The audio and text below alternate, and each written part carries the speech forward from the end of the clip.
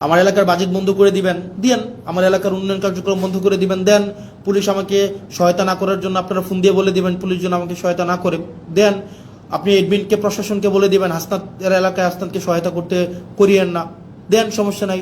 দিন শেষে আমি এটা বিশ্বাস করি বাংলাদেশের জনগণ আমাদের পক্ষে আছে, কিন্তু সত্য বলা থেকে আমাকে বিরত রাখতে পারবে না। সংসদে চেয়ার তো কি হয়েছে, মানে কি হয়েছে ভাই, একটা লাইফে একটা জীবনে মানে দুইটা ডাল ভাত খায় বেঁচে থাকলেই তো হয়েছে, এর বেশি তো কোনো কিছু দরকার নাই। মানে মাইরা ফেলবেন ফাইন, মাইরা ফেললে একটা বৃহৎ একটা মহৎ কোনো কিছুর জন্য মৃত্যু, একটা স্বাভাবিক একটা বিছানায় পড়ে মৃত্যু, দুইটা তো সেম না।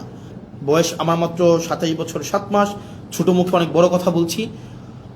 আপনারা সংখ্যাগরিষ্ঠতার যে একটা আত্মতুষ্টিতে আপনারা ভুগছেন, আত্মবিশ্বাসী হওয়াটা ভালো, কিন্তু আত্মতুষ্ট আপনারা যেভাবে হচ্ছেন যে আপনারা যা ইচ্ছা তা করতে পারবেন এই সংখ্যাগরিষ্ঠতার 2/3 মেজরিটির এই বড়াই দিয়ে, মনে রাখবেন সংখ্যাগরিষ্ঠতা কখনোই ভালো কিছু নিয়ে আসে নাই।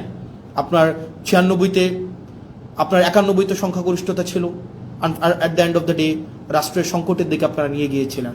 2001-এ যখন আপনারা সরকার গঠন করলেন তখন আপনারা হচ্ছেন সংকটের দিকে নিয়ে গিয়েছেন। রাষ্ট্র সরকার জনগণ আপনাদেরকে সুযোগ দিয়েছিল আপনারা আবার ইতিহাসের ইতিবাচক একটা অংশের পার্ট হওয়ার, কিন্তু দুঃখজনক বিষয় আপনারা সেটা হন নাই।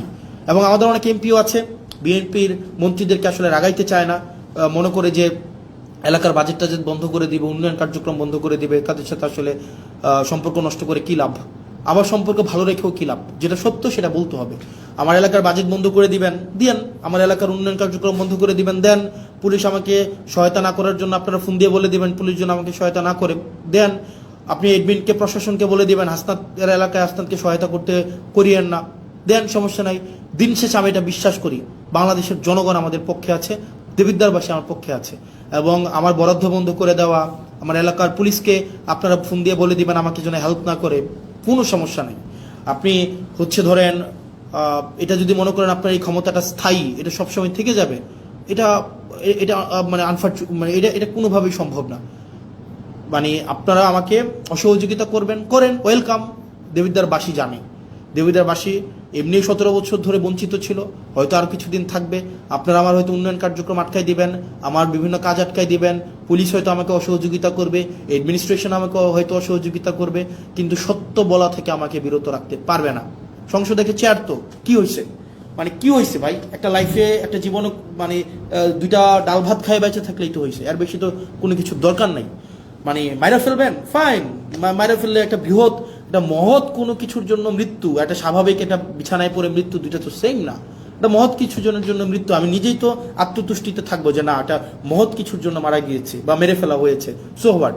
পরিবার, ব্যক্তিগত স্বার্থ, ব্যক্তিগত চাহিদা সবকিছুর ঊর্ধ্বে উঠে এই বাংলাদেশের দলের ঊর্ধ্বে উঠে বাংলাদেশের স্বার্থ আমাদের প্রয়োজন আছে।